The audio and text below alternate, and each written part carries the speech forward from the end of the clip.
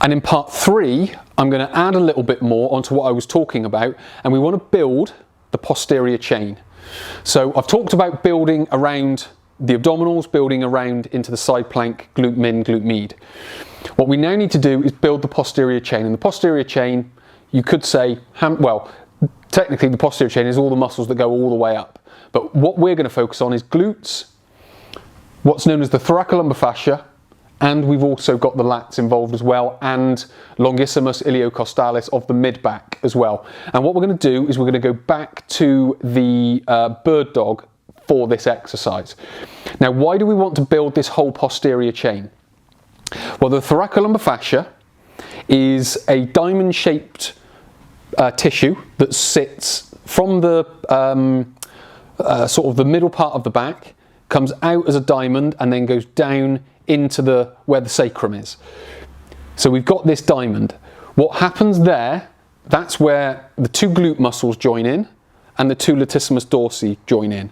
Now, if we activate all those muscles, it pulls it and makes that thoracolumbar fascia taut. Now, because the thoracolumbar fascia attaches to each of the lumbar vertebrae, it's as if it's holding it in place.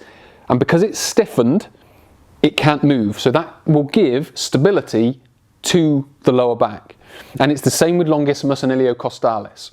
So I'm going to start by showing you the bird dog, because when we lift the leg, we activate this glute, which is going to pull on this side of the thoracolumbar fascia. When we lift this arm and turn it and activate the lats, we're then pulling on the opposing side. So what we're doing is we're pulling on that right to left, and then left to right, right to left, left to right. So again, we're building tension into that area to stabilize the spine. When we also lift one of the arms up, like so, we bring more activity to longissimus and iliocostalis, which come down the mid-back into the lower back, and essentially they hold it up. So we've got longissimus and iliocostalis holding the lower back up. We've also got the thoracolumbar fascia holding the lower back up, again stabilizing the area. If we want to access glutes more, we can come down into a bridge, and what we can do is come into this position and squeeze glutes. So again, we're pulling down. If we want to get the lats involved, we can push the elbows into the floor, and that will activate the lats more.